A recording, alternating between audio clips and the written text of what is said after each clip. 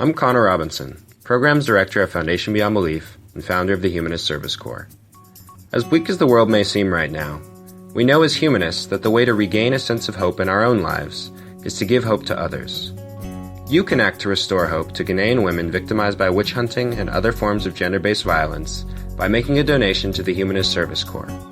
Learn more and donate now at humanistservicecorps.org. Hey everyone, just a heads up that we do use a swear word in this episode, so if you have young children or aren't comfortable with an F-bomb, you may want to skip this one. Also, Foundation Beyond Belief is a 501c3 nonprofit and does not endorse candidates. Any political opinions expressed in this episode are the personal opinions of your hosts and do not reflect Foundation Beyond Belief's positions. Now to the episode. Donald Trump, elected President of the United States. Hope is central to humanist thought because humanists put human agency at the center of their ideas about how to change the world. You hope that people would change their attitudes. I guess we must have hoped that there would be a cure, but day by day people kept dying.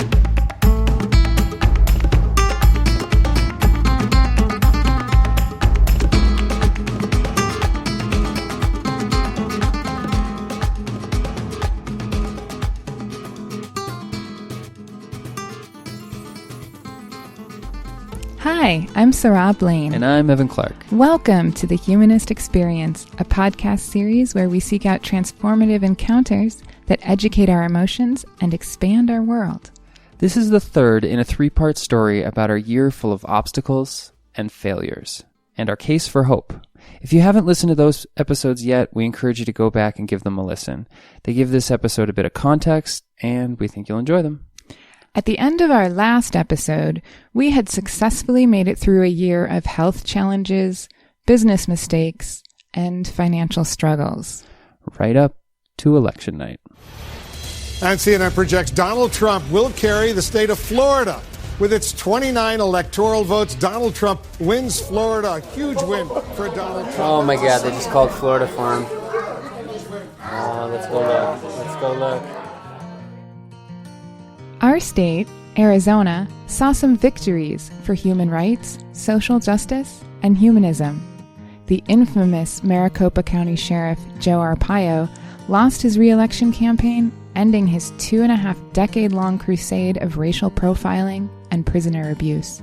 Ryan Winkle, who is open about his humanism throughout his campaign, was elected to the city council of the most conservative city in America, Mesa, Arizona. Representative Juan Mendez, a progressive humanist activist, won his campaign for the state senate and was replaced in the state house by a millennial atheist from an immigrant family, Athena Selman. But around 2:30 a.m., when Hillary Clinton conceded to Donald Trump, suddenly our failures and challenges over the past year paled in comparison to the failure of our political system and the challenges that lay ahead. This is CNN Breaking News. We want to welcome our viewers in the United States and around the world. This is a new day indeed. President-elect Donald J. Trump, a stunning comeback, wins in places and by margins that made this victory deep and decisive. It wasn't just that we'd hope for a more progressive president. In elections for every level of government, voters cast their ballots in favor of walls rather than bridges, for tribalism rather than humanism. We saw immigration justice, economic justice, and environmental justice take hit after hit after hit in city, county, state, and federal elections. Even if Hillary Clinton had won her election, the overall results made it look like progressive humanism was losing the culture war. Because ultimately they won senates and they won legislatures and they won governorships. And even if Trump lost, he would have gotten 49% of the vote, we would have lost the Senate and the House, and we would have lost most state legislatures. The problem doesn't magically go away if we don't have Donald Trump. And, like, the culture made it possible where he made it out of the primary. That's the problem. Yeah. He shouldn't have made it that far, let alone the general, which became an electoral college problem. Like, Hillary did win the popular vote. And more people should have turned out, and he should have been destroyed. But ultimately, like, he never should have made it out of the primary. How did our culture get to a place where that's possible? As we process what had happened, our previous post-election plans of taking some time off, working on a few of our creative projects, slowing down after the mad rush of campaigning, those plans seemed extravagant now. Dreamers and other immigrants faced immediate danger of deportation and separation from their families. Prison reform and abolition efforts were now facing strong new enemies, leaving incarcerated people exposed to continuing exploitation and abuse. Women's reproductive health rights, public education, and so many other cornerstones of a free and equal society were being kicked out from under us. It was disheartening, and to realize that rather than taking some small steps forward for progress, we were taking several large steps backward. We were thinking about what we would do next. I mean, we have a whiteboard with 25 ideas on it. Some political, some like science culture, some atheism, some just creative. Yeah. But, and then Trump won.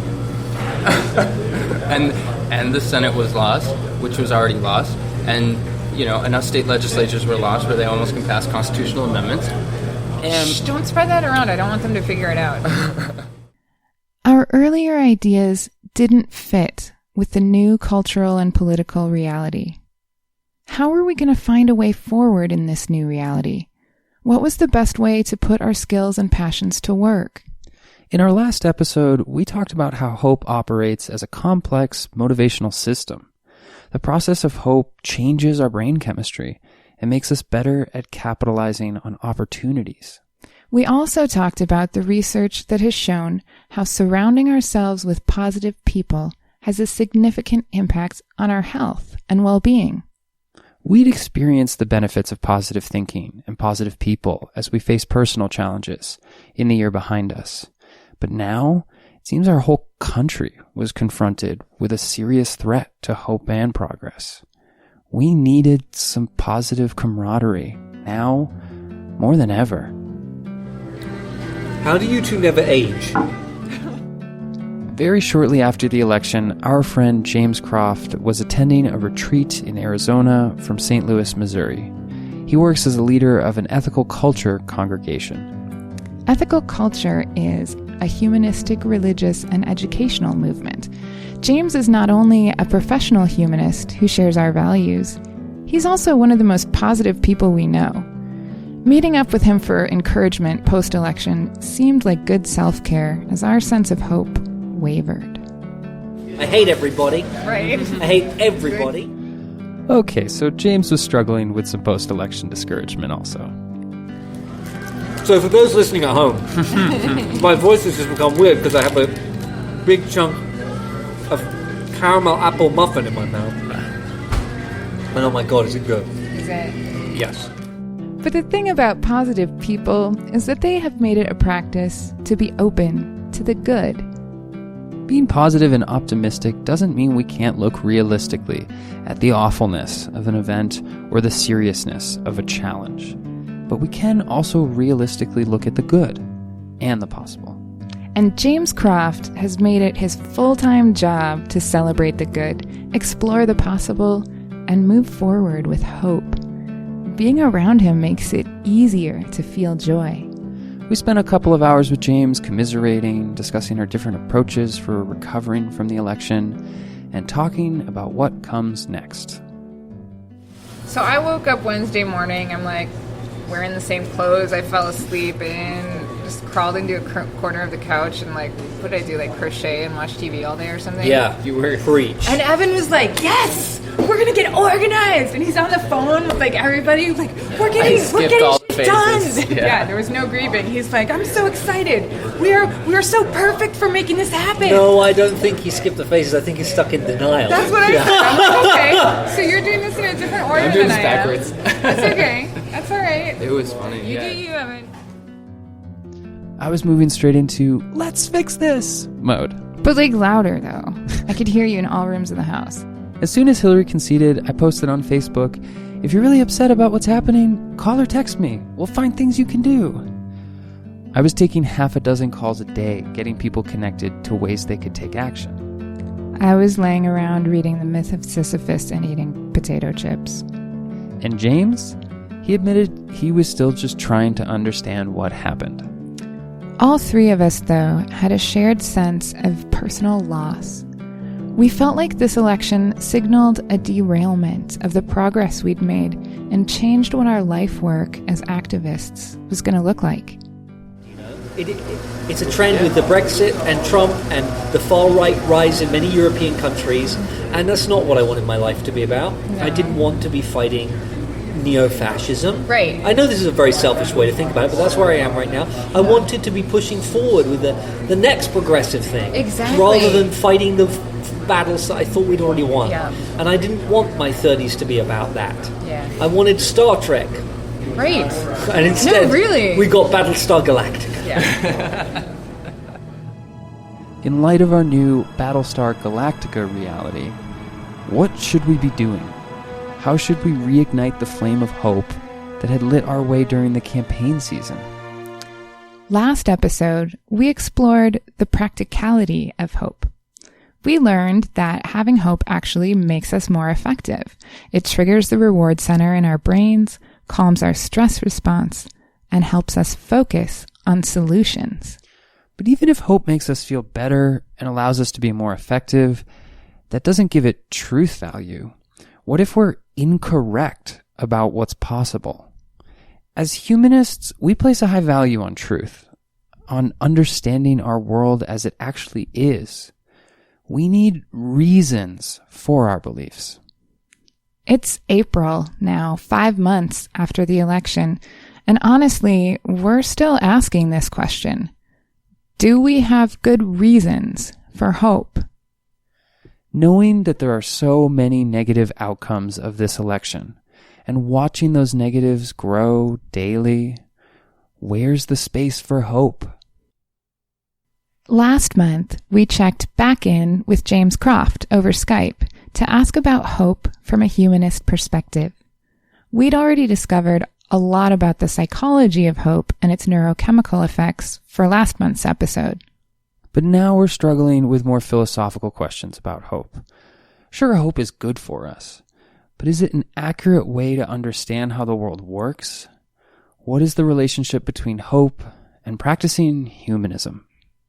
Hope is central to humanist thought because humanists put human agency at the center of their ideas about how to change the world. We recognize that if society is going to be improved, then it's going to be because people worked extraordinarily hard against great odds to improve it. And if one didn't have hope, if one didn't believe that we could in fact change things for the better, then I think that would make a humanist's life extremely difficult to live. Because really, what is the point of fighting for justice if you believe that you cannot actually achieve it?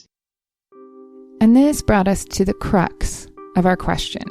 Is it rational to believe that we can actually achieve some measure of justice?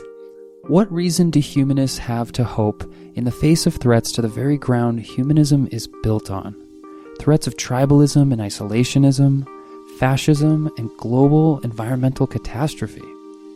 But James's understanding of hope distinguishes a reasonable, useful hope from an ungrounded hope. Hope is a belief in the plausibility of the possible rather than the inevitability of the probable. And what that means is that to be hopeful doesn't mean to be full of false hope or to be idealistic in an untethered way, just believing that good things will happen just because. That useful hope is the belief that what is possible is at least plausible as an outcome, and that what is probably going to happen is not inevitably going to happen. And so there is some chance that if we work hard, we can in fact change the outcome. And further, James explained how we can in fact base our hope on evidence. I am always given hope by the reminder that in my life I've been parts of campaigns that have legitimately changed things for the better. Political campaigns and social campaigns and activism and things like that. I've been part of groups of people, often very small groups of people, who have made positive change in their communities. So I have experienced it. The first thing I thought of when I reflected on this idea of having experienced small groups of people making change was my daughter, Lois. I am an activist. I have been since I was a baby. Lois's lifetime at 14 marks a teeny span of time. But even in her young age, she's already experienced change in her community. I think the first protest I remember going to, have a ish memory of being there, was the one at the middle school about the mural, they were protesting on whether it should be painted lighter skinned. In 2010, local artists were commissioned to paint a mural on a public school building in our town, Prescott, Arizona. The mural portrayed children from the school playing and riding their bikes.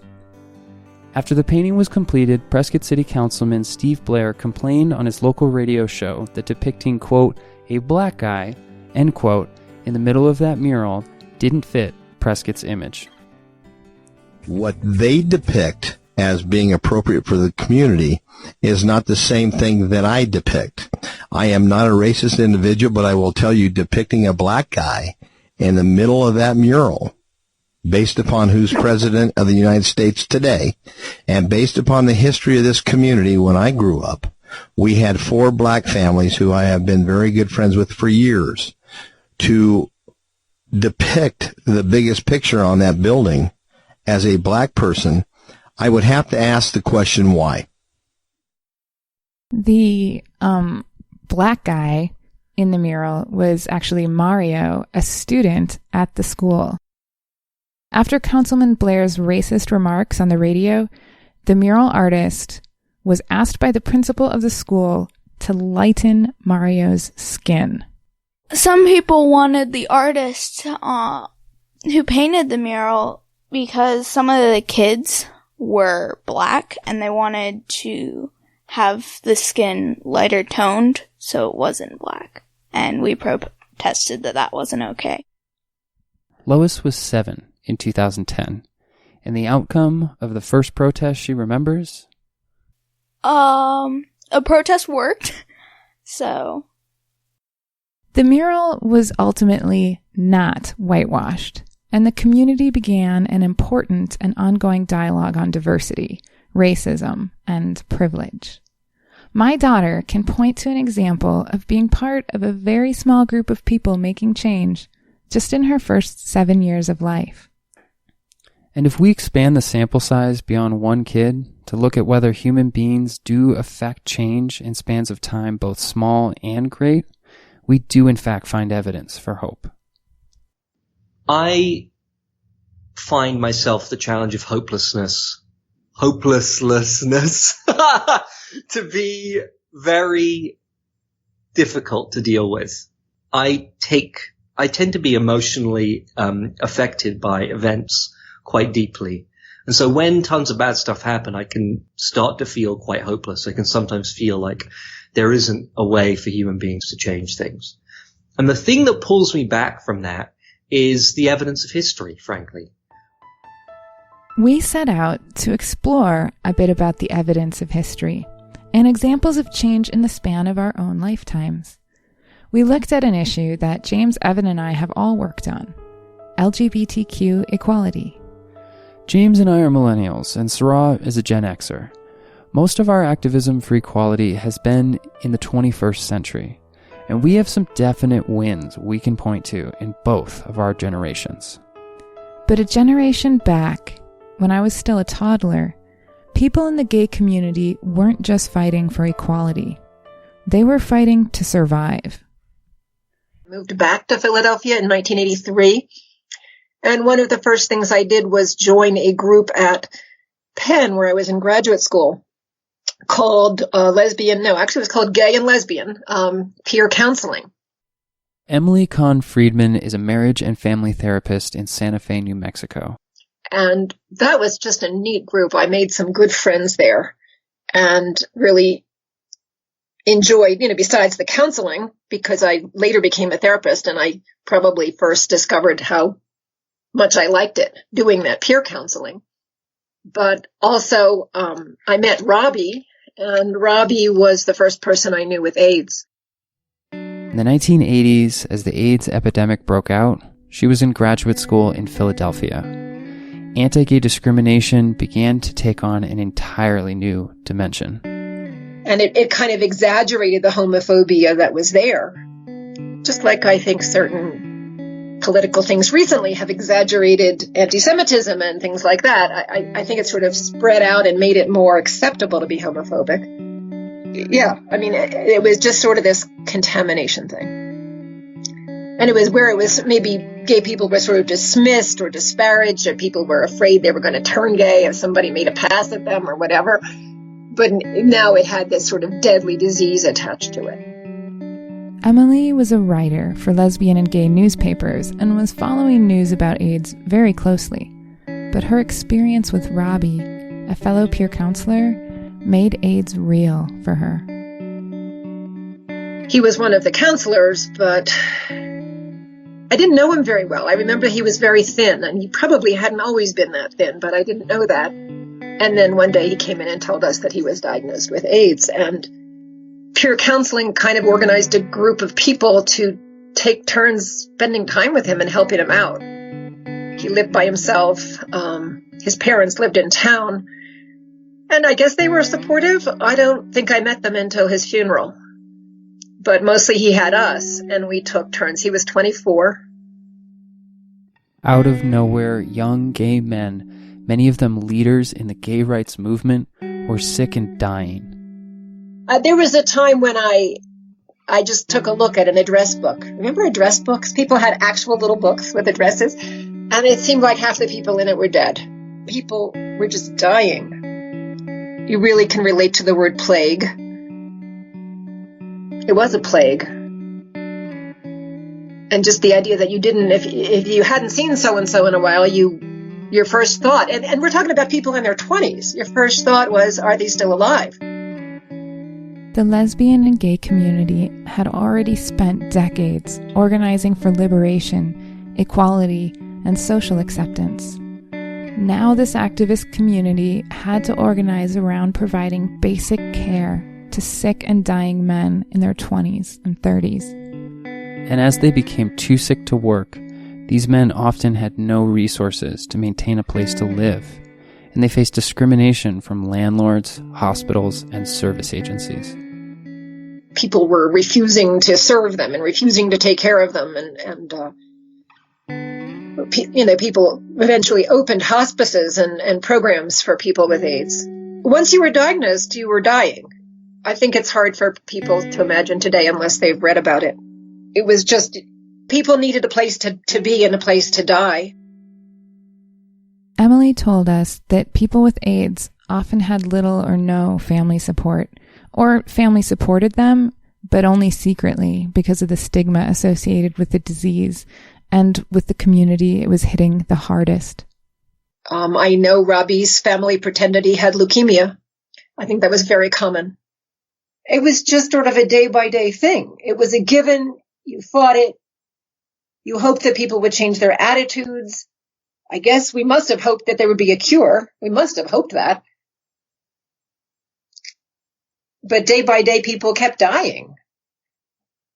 People that I really cared about. And sometimes in really awful ways. This kind of activism, the kind where you dress wounds of your friends whose bodies are riddled with opportunistic infections, change the diapers of your 30-something neighbors, carry 80-pound men up and down their stairs because they're too weak to walk. This kind of activism is impossible to even conceptualize for those of us whose LGBTQ advocacy didn't start until decades later. And while the lesbian and gay community were learning how to be caregivers, people outside the community were pretending AIDS didn't exist, that it wasn't wiping out a generation of young gay men. Emily told us about attending Robbie's funeral and how the rabbi, herself a lesbian, was asked by the family not to say anything that implied Robbie might have been gay or that he had died from AIDS. She made a very impassioned sermon or whatever at the funeral where she talked about how Robbie was always honest about who he was, but she couldn't say what that was, so she pretended it was being Jewish and that he was open about being Jewish. But everybody there who knew him and loved him knew what she was talking about, that he was who he was, and Jewish wasn't the most important part of that. In this climate, AIDS activists had to rage against invisibility. Funerals full of charades and euphemisms were countered with political funerals. Activists marched in the streets carrying the bodies of their loved ones lost to AIDS, publicly raging against inaction by government leaders. Let everyone here know that this is not a political funeral for Mark Fisher, who wouldn't let us burn or bury his courage or his love for us any more than he would let the earth take his body until it was already in flight. He asked for this ceremony not so we could bury him, but so we could celebrate his undying anger. This isn't a political funeral for Mark.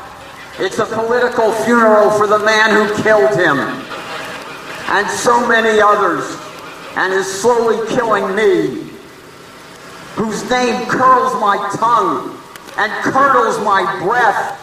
George Bush, we believe you'll be defeated tomorrow because we believe there's still some justice left in the universe and some compassion left in the American people. Bereaved friends and family of people who died from AIDS brought cremated remains to Washington, D.C. and threw them on the lawn of the White House, demanding that the president look at the cost of his inaction. You know, this is what I'm left with. I've got a box full of ashes and bone chips. You know, there's no beauty in that.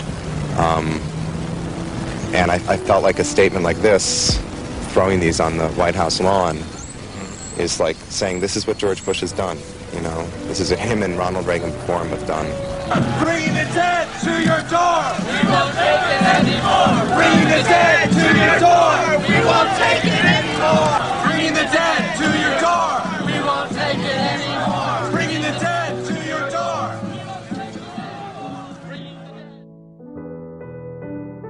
My first involvement with GLBT activism was in 1996, when I interned as a 17-year-old for a congressional campaign. By this time, the volunteer care networks Emily talked about had been formalized into community organizations and government task forces. These early AIDS caregivers built from scratch a whole web of services when governments, from local city halls to the White House, were simply absent in the AIDS fight. That same year, I was 7, the same age Lois was at her first successful protest. And that year, AIDS deaths in the United States finally stopped climbing. And 5 years ago, when my brother came out as gay to our family, AIDS was being viewed as a chronic but manageable disease. These things didn't happen by themselves. And this timeline gives us some perspective on what can be accomplished for change within one lifetime. Since the first AIDS diagnosis in the United States, the young men lost to the disease in this country outpaces the number of American soldiers lost in combat over the entire past century. But between the time I was born in 1979 and the time I was old enough to donate blood in 1996, the LGBTQ community and its allies brought to a halt a Holocaust with only their hands and voices. In 2017, a man diagnosed with HIV at 24, the age Robbie was when he received his diagnosis, can expect to live to 77 with treatment. That's the same life expectancy as a man without HIV. The reason U.S. AIDS deaths didn't continue on an exponential pace was because advocates and activists worked incredibly hard in Holocaust conditions to demand government funding and research, to demand access to medicine, to oppose discrimination, and to shift culture. It is the case, as a matter of fact, that human beings have made major moral progress. We have come to understand our ethical responsibilities to each other better than we did before. And we have been able to work with each other to improve conditions in society for millions upon millions of people. And that is a fact. And so because I can look back and say, no, our ancestors achieved amazing things in terms of forcing society to change, and they were against extraordinary odds as well. And they were able to do it. That gives me hope. The activists of Emily's generation laid the groundwork for the progress we've been a part of in our advocacy work. Millennials and Gen Xers aren't fighting in Holocaust conditions. We do have friends and fellow activists who are HIV positive, but our generations are attending the weddings of our young gay friends, not their funerals. So I think I'm proud about it. And I think there's been enormous changes in, well, it's legal. Gay marriage is legal. I never dreamed that would ever happen in my lifetime. So a lot has changed, and I think it's wonderful and hopeful. We know that change was possible in retrospect because we accomplished it, but it wasn't probable. It took hard work and it took hope. If the moral arc of the universe bends towards justice, it's because human beings have worked hard against incredible obstacles to bend it that way. If we accept James's premise that human beings have made positive change historically and even in the course of our own lives, then we can stop asking ourselves whether change is possible, but how. What can we do to make hope and change more plausible? How can we improve our chances of success? In our last episode, we learned that hope itself actually makes us better at capitalizing on opportunities so that we're more effective change makers. Hope is self-fulfilling. So I can remind people, this is how hope works, right? Now I am in the position of being able to say to them, remember when we fought that and won? Remember when we changed the future that one time? Well, now we can do it again. And that is the sort of hope that I think is useful. It's not Pollyanna-ish. Oh, it's going to be better in the future. It's, remember that concrete time when we worked fucking hard and made something happen together?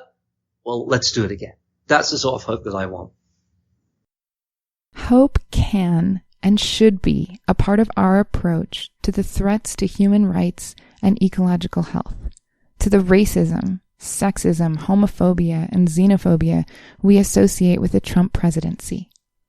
I think the unity was key. I've experienced that again recently, although in a terribly divisive way, but I don't know, the Women's March in Santa Fe was a great experience of unity. These aren't easy times to be hopeful in, but I am. These are not easy times to be hopeful in, but we have each other, and the next generation of activists like Lois will pick up our work after us.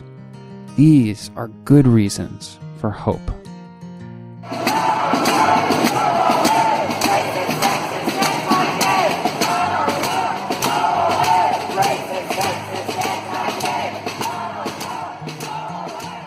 Never really thought about me having hope. I've just worked hard.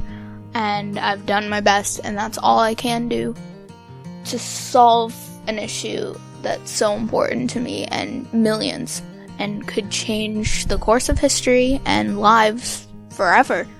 So I guess that feeling of people supporting you and are behind you in fighting for this cause, any cause, is a great feeling, and I guess you could call that hope.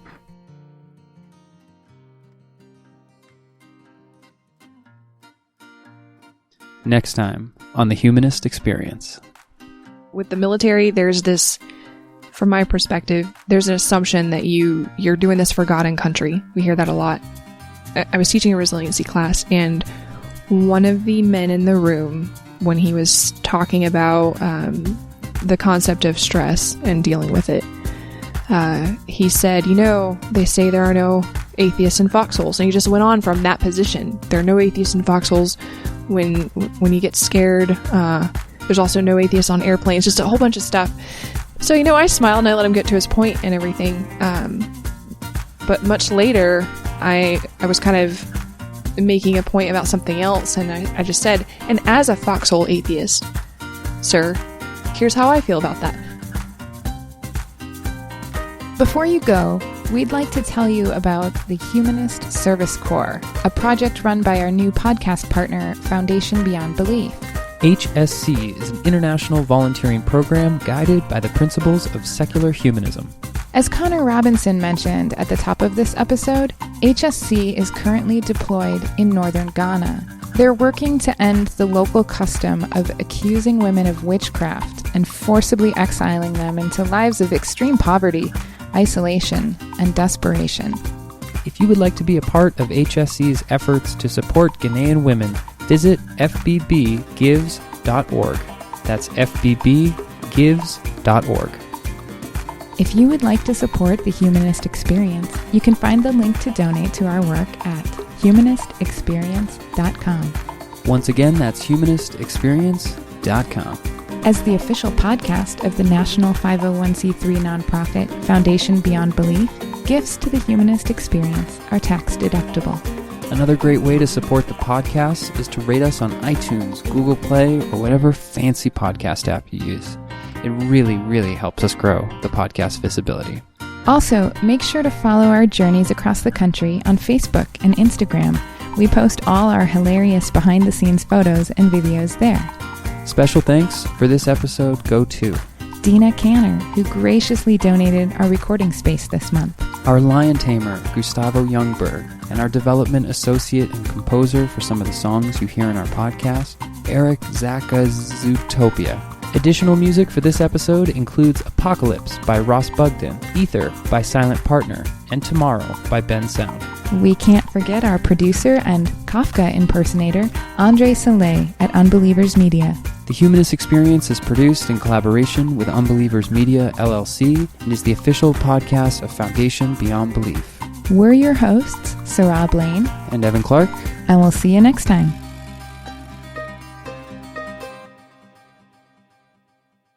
Oh my God. Whoa, that's like a Valley Girl British accent. That's... Oh my. I hope he never hears this. Oh my God. Yeah, now I can't even think of what a British accent sounds like. I'm thinking of a Valley Girl accent.